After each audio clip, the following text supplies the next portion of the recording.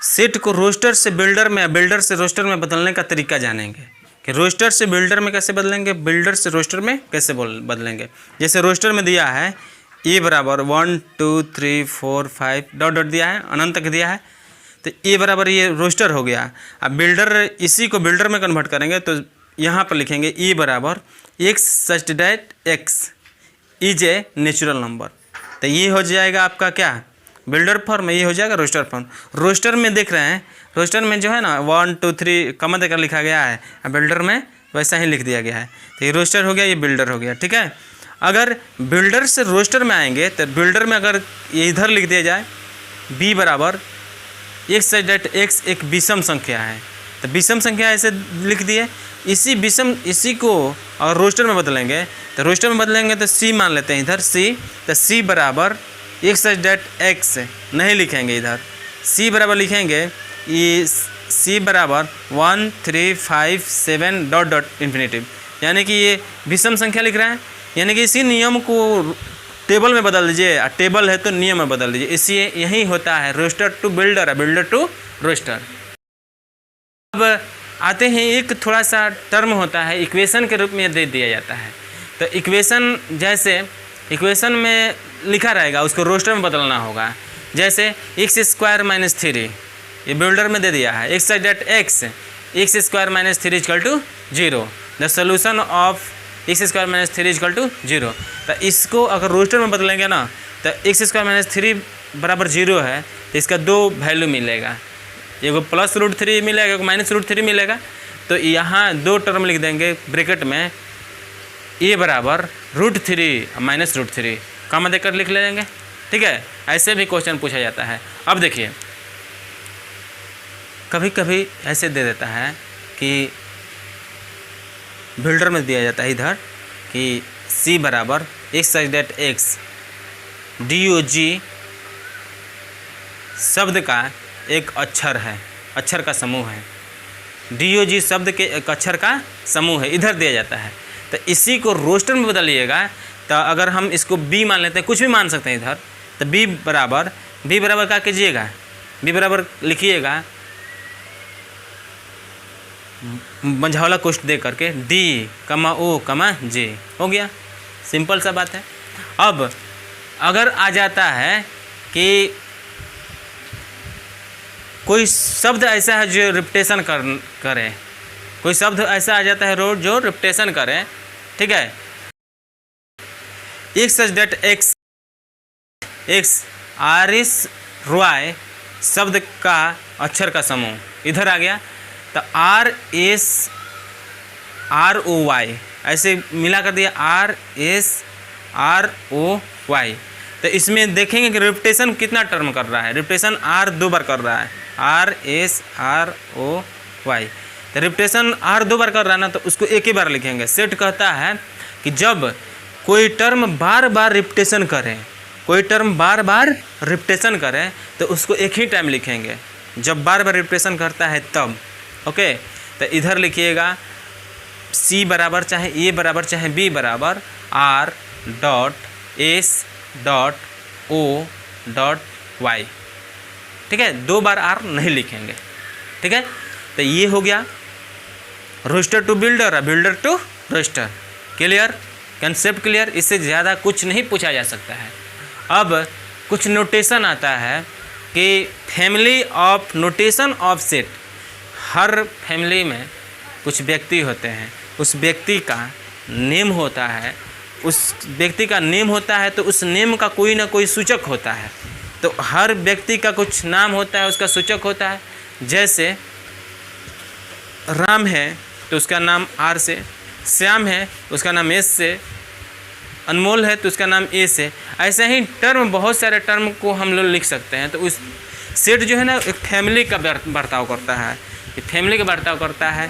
Family में उसी तरह से इस सेट जब पढ़ेंगे तो आपको जानना जरूरी है कि नेचुरल नंबर का सूचक क्या होता है, होल नंबर का सूचक क्या होता है। तो नेचुरल नंबर का सूचक N, होल नंबर का सूचक W, और नेचुरल नंबर किसे कहते हैं, जो उसका सूचक जान रहे हैं तो उसका नंबर भी जानना जरूरी है, ठीक है। N जो है नेचुरल नंबर का कलेक्शन है, W जो है होल नंबर का कलेक्शन है। जेड आ जाए तो इंटीजर आ जाएगा, जेड प्लस आ जाए तो पॉजिटिव इंटीजर आ जाएगा, जेड माइनस आ जाएगा तो निगेटिव इंटीजर होगा, और आई प्लस आ जाए तो पॉजिटिव इंटीजर, आई माइनस आ जाए तो निगेटिव इंटीजर। वहीं आर आ जाए तो रियल नंबर, एफ आ जाए तो क्या, कुछ भी नहीं।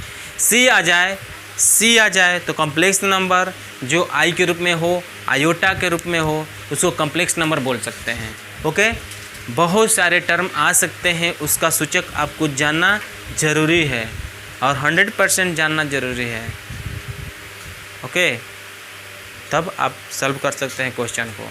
अब आता है बिलोंग्स टू, देखेंगे स्क्रीन पर दिख रहा होगा, बिलोंग्स टू ई की तरह दिखाई दे ना, ई की तरह दिखाई दे, ऐसे ई की तरह बिलोंग्स टू, इसको बोलेंगे बिलोंग्स टू। ई की तरह दिखा के कट दे तो इसको बोलेंगे नॉट बिलोंग्स टू। जैसे कोई सेट दिया है, ए बराबर 1 2 3 दे दिया है, सपोज कि ए बराबर 1 2 3 दिया, ब्रैकेट में दिया है, तो भरने को आएगा ब्रैकेट में 2 belongs to A, 2 dot dot A, तो इसमें क्या भरेंगे, बिलोंग्स टू ए, क्योंकि उस सेट में 2 है। अगर 8 दिया जाए, 8 डॉट डॉट, इसमें क्या करेंगे, 8 नॉट बिलोंग्स टू ए, क्यों, क्योंकि इसमें ए, तो ये नहीं होगा। ठीक है, तो ऐसे तरीका अपनाइएगा तो belongs to not belongs to पहचान लीजिएगा। ठीक है, तो अब चलते हैं, पढ़ते हैं फाइनाइट और इनफाइनाइट, फाइनाइट और इनफाइनाइट सेट पढ़ते हैं। व्हाट इज फाइनाइट सेट और and what is infinite set. Finite set उसको बोलते हैं जिसके संख्या को काउंट कर सकते हैं।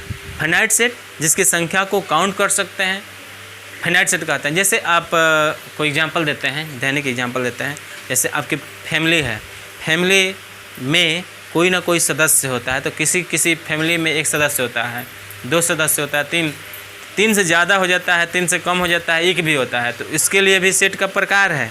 लेकिन अभी हम लोग समझेंगे फाइनाइट और इनफाइनाइट। फाइनाइट उसको बोलते हैं कि वैसा सेट की संख्या को काउंट कर सकते हैं, इसको फाइनाइट बोलेंगे। और सेट की संख्या काउंटेबल ना हो, इसको इनफाइनाइट बोलेंगे। कि वैसा सेट जिसकी संख्या को काउंट कर सकते हैं उसको फाइनाइट, वैसा सेट जिसकी संख्या को काउंट नहीं कर सकते इसको इनफाइनाइट। काउंटेबल संख्या क्या हो सकता है, 1 2 3 4, इसको फाइनाइट बोलेंगे। यहीं अगर 1 2 3 4 डॉट डॉट आएगा तो इसको इनफाइनाइट बोलेंगे। ठीक है, तो फाइनाइट में संख्या सीमित होगा, इनफाइनाइट में संख्या सीमित नहीं होगा। फाइनाइट में सीमित होगा, इनफाइनाइट में सीमित नहीं होगा। ठीक है, ये बात समझ जाइएगा। तो फाइनाइट का ही कार्डिनल नंबर निकालते हैं, इनफाइनाइट का कार्डिनल नंबर नहीं निकाला जाता है। तो कार्डिनल नंबर ऑफ सेट बोलेंगे, कार्डिनल नंबर ऑफ सेट उसको बोलेंगे जिसमें फाइनाइट नंबर की संख्या को काउंट कर सकते हैं। तो मेन एक ये हेडिंग आएगा, cardinal number of set, cardinal number of finite set. Cardinal number of finite set उसको बोलते हैं जिसकी संख्या को काउंट कर सकते हैं, जिसकी संख्या को काउंट कर सकते हैं। वैसा सेट जिसमें फाइनाइट संख्या को काउंट कर दिया जाता है उसको फाइनाइट सेट कहते हैं। कार्डिनल नंबर ऑफ सेट कहते हैं जिसकी संख्या को काउंट किया जा सकता है, कार्डिनल नंबर ऑफ सेट कहते हैं। जैसे इसको अगर सेट ए बराबर 1 2 3 4 दिया है ना, तो इसके कार्डिनल नंबर को एन से सूचित किया करिएगा, किससे, एन से। एन बराबर होगा 4। वहीं कुछ भी दे दिया जाए, ए बी सी डी दिया जाए ना, A B C D E दिया जाए, तो इसका कार्डिनल नंबर एन बराबर 5 हो जाएगा। कैसे, क्योंकि टोटल संख्या 5 है, टोटल संख्या 5 है, इसलिए कार्डिनल नंबर क्या होगा, 5 हो जाएगा। ठीक है, इसको कार्डिनल और नंबर ऑफ फाइनाइट सेट कहते हैं। अब इनफाइनाइट सेट का कोई सूचक नहीं होता है, इनफाइनाइट सेट का कोई सूचक नहीं होता है। इनफाइनाइट सेट में 1 2 3 4 5 डॉट डॉट दिया जाता है, तो इसमें आप काउंट ही नहीं कर सकते हैं, तो इसका कोई सूचक नहीं होता है। अगर आप देखिएगा जहाँ कार्डिनल नंबर का बात आ जाता है तो वहाँ पे फाइनाइट होगा, और कार्डिनल नंबर का बात नहीं आता है वहाँ पे इनफाइनाइट होगा। ठीक है, तो इसको बोल लेते हैं फाइनाइट और इनफाइनाइट सेट। ठीक है, समझे, क्लियर, यस या नो। यस। तो देखिए अब आएंगे सेट का प्रकार। सेट का प्रकार होता है, ये तो सेट का दो मुख्य रूप से ये दो प्रकार समझे, लेकिन इसमें भी सेट का टाइप्स बांट दिया गया है। देखिए कौन कितना टाइप्स है। मुख्य रूप से 3 टाइप्स होता है, मुख्य रूप से 3 टाइप्स होता है। पहला टाइप्स होता है इम्पैटी सेट, दूसरा टाइप होता है सिंगलेटोन सेट और तीसरा टाइप होता है पेयर सेट। इसको हिंदी में बोलते हैं रिक्त समुच्चय, ठीक है। इसको हिंदी में बोलते हैं एकल समुच्चय और इसको हिंदी में बोलते हैं युग्म समुच्चय। रिक्त समुच्चय उसको बोलते हैं जिसकी वैसा सेट जिसमें कोई भी एलिमेंट शामिल न हो, वैसा सेट जिसमें कोई भी एलिमेंट शामिल न हो उसको बोलते हैं इम्पैटी सेट। इम्पैटी सेट को फाई से इंगित करते हैं, ये फाई से इंगित करते हैं या एक कर्ली ब्रैकेट से सूचित करते हैं। इसके लिए हमारा एक किताब है, हमने एक किताब लिख रखा है, ठीक है, तो उसको आप परचेज कर सकते हैं, ठीक है।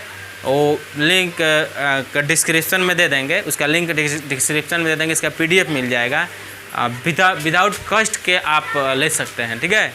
तो इसमें ये सेट का बखान होगा और जितना भी है कंपटीशन लेवल का ओनली इंग्लिश मीडियम में है, जो कम्पिटिटिव लेवल अगर ये बेसिक बनाए हुए हैं, बहुत टाइम लगा है इसको बनाने में, तो आप देख सकते हैं, ठीक है। लिंक डिस्क्रिप्शन में आपको ये PDF दे देंगे। तो चलिए आप इम्पैटी सेट देखे थे। इम्पैटी सेट को फाई से या एक ब्रैकेट के द्वारा इंगित करते हैं, ये हुआ इम्पैटी सेट।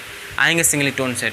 सिंगलेटोन सेट उसको बोलते हैं जिस सेट में केवल एक एलिमेंट हो उसको बोलते हैं सिंगलेटोन सेट। सिंगलेटोन किसी पर्सन को देखे होंगे, वो बोलते हैं कि सिंगल तो हैं, अभी सिंगल हैं। सिंगल मतलब एक ही एलिमेंट होना चाहिए। वैसा सेट जिसमें एक एलिमेंट हो, जैसे ए है सिंगलेटोन है, 2 है सिंगलेटोन है, 3 है सिंगलेटोन है, 1 है सिंगलेटोन है, ठीक है। एम है सिंगलेटोन है, मोदी है सिंगलेटोन है, राबड़ी है सिंगलेटोन है, लालू है सिंगलेटोन है। अकेले अकेले रहे तब अगर 2 आ जाता है, 2 टर्म आ जाता है, लालू और राबड़ी, L और R आ जाता है कमा दे करके, तो वो आ जाता है पेयर सेट। पेयर मतलब होता है जोड़ा, जोड़ा मतलब युग्म में होना चाहिए, पेयर सेट। वैसा समुच्चय जिसमें 2 एलिमेंट शामिल होते हैं उसको पेयर सेट कहते हैं। In which set there are 2 element is called pair set. जिस सेट में ओनली 2 एलिमेंट होते हैं उसको पेयर सेट बोलते हैं, ठीक है। सबसेट पढ़ेंगे, पावर सेट पढ़ेंगे, ठीक है, सुपर सेट पढ़ेंगे, नेक्स्ट पार्ट देखेंगे आप, ठीक है। कैसा लगा वीडियो आप ज़रूर लाइक कीजिए, शेयर कीजिए, कमेंट करिए, ठीक है, कैसा वीडियो लगा। क्योंकि कमेंट जब करते हैं ना तो एक इंटरनली एनर्जी मिलता है, तो इससे काफ़ी जो है जुनून मिलता है कि आपको अच्छे से अच्छे और कुछ दें, ठीक है। तो ज़्यादा से ज़्यादा आप शेयर कीजिए और आपके घर में अगर एक मोबाइल है उसमें जाकर सब्सक्राइब कीजिए। 5-6 मोबाइल तो नियर अबाउट होगा ही, ठीक है। भैया भाभी, मौसा मौसी, चाचा चाची जितना है सबसे सब्सक्राइब करा दीजिए, ठीक है। एक हेल्प, आपका एक हेल्प हमें बहुत आगे लेकर जाएगा, ठीक है। तो मिलते हैं फिर, तब तक के लिए धन्यवाद। जय हिंद, जय भारत।